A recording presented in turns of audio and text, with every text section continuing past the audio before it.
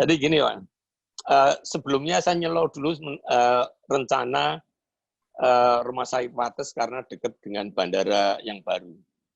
Saya malah mau tanya kenapa nggak pakai bandara lama aja, itu aksesnya ke Harjolo itu langsung lewat dalam. Kalau bandara yang baru itu aksesnya ke rumah sakit lewat jalan raya itu.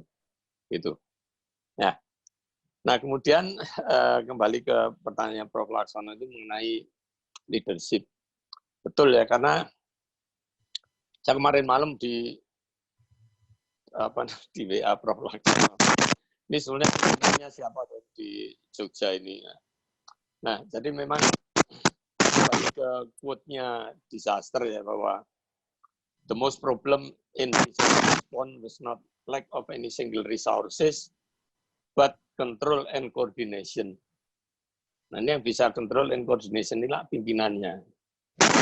Padahal BNPB sendiri itu sudah punya peraturan, kalau tidak salah itu Perka nomor 10 tahun 2010 keberapa itu, yang isinya bahwa setiap kejadian bencana itu harus dibentuk sistem komando tanggap darurat. Itu sudah ada itu peraturannya. Nah, sebenarnya tinggal dilaksanakan. Memang yang paling penting sekali itu menentukan dulu siapa pimpinannya. Kalau di secara formal, yang pimpinannya saat ini adalah gubernur. Tapi sudah dilimpahkan ke Wagub. Beliau melakukan pengarahan dan sebagainya. Nah, tapi sekarang masalahnya kan itu tidak mungkin sampai ke tingkat menentukan jumlah bed dan sebagainya, itu kan tidak mungkin. Atau ngitung ini perkiraannya nanti prediksinya puncaknya itu kapan, itu kan nggak mungkin. Nah, yang terjadi sekarang ini itu kayaknya semua itu tidak terkoordinasi. Sambil contoh, rumah sakit itu mengeluh. Saat ini, paling tidak rumah sakit yang di RC, yang di bawah RC, itu kemarin saya mengadakan pertemuan dengan mereka hari Minggu. Itu keluhannya adalah bahwa rumah sakit itu ada 3 yang meminta laporan data informasi, tapi ketiga-tiganya itu memakai format yang berbeda. Bukan contoh ya, 3 ini adalah rumah sakit itu diminta oleh Dinas Kesehatan, diminta oleh Persi, dan diminta oleh BPBD. Formatnya beda-beda.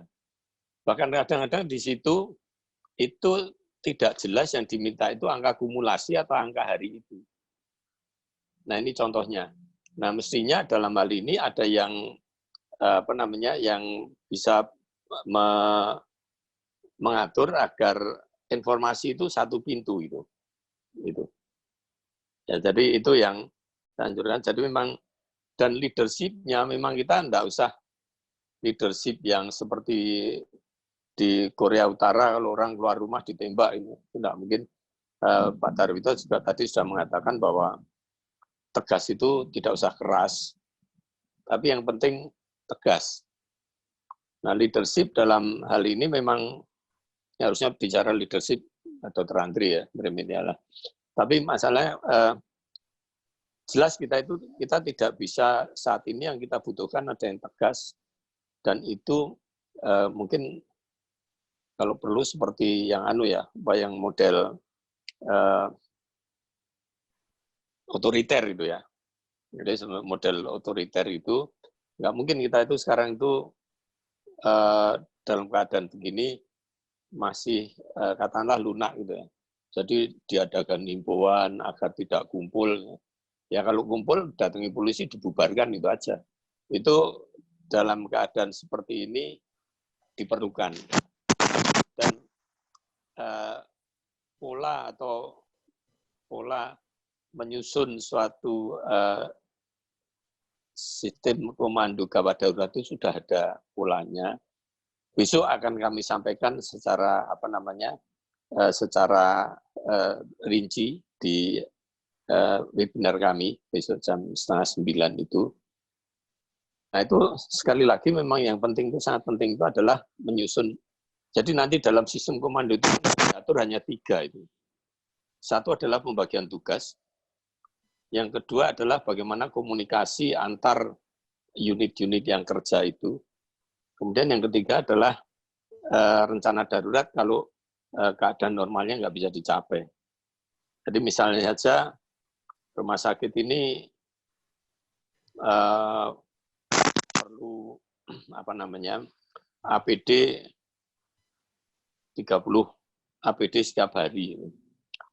Dari dinas sampai hari ini baru 20 untuk sekian hari ini.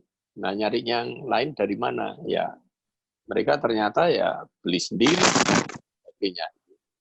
Itu. Jadi sekali lagi memang betul bahwa sekarang ini untuk membuat respon kita itu lebih efisien dan efektif, satu-satunya adalah dengan melakukan atau membuat sistem tanggap darurat yang jelas.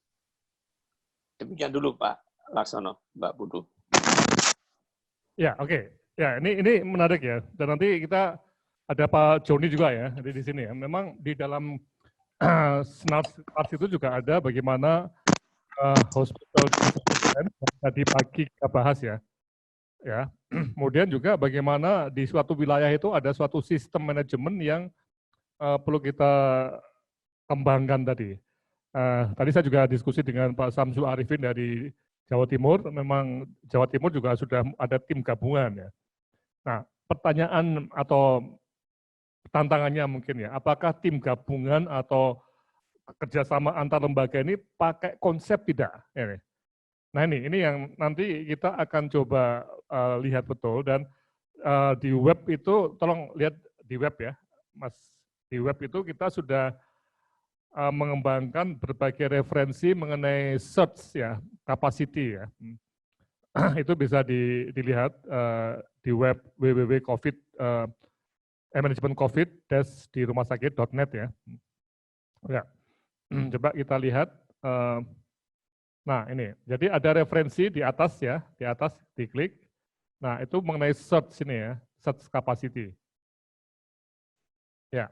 Nah di dalamnya ada sudah banyak referensi-referensi di luar negeri ya, yang ada? Ini, saya ya dari Joint Commission, dan ini sudah diterjemahkan ya Mbak Putu ya. Nanti kita akan lihat juga terjemahnya Mas Isa ya, sudah hampir jadi terjemahnya. Kemudian search of hospital ya, ini juga ada. Nah ini jenis-jenis hospital yang search tadi ya. Nah, ini dari GCI, tapi ini untuk keperluan HDP. Ya.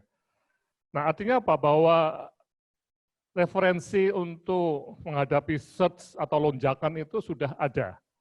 Nah, tinggal kita tuh mau pakai apa enggak. Karena di dalamnya juga terkait dengan leadership, komunikasi tadi yang sudah Pak Indro katakan ya. Nah, ini tinggal sekarang bagaimana kita akan mempraktekkan tidak pengetahuan ini ke lapangan. Atau kita semua ya bingung tadi, bagaimana caranya komunikasi, bagaimana caranya untuk istilahnya itu untuk financing-nya. Yang tadi Pak Putu katakan juga ada nanti pembahasan mengenai pendanaan. Jadi macam-macam nih.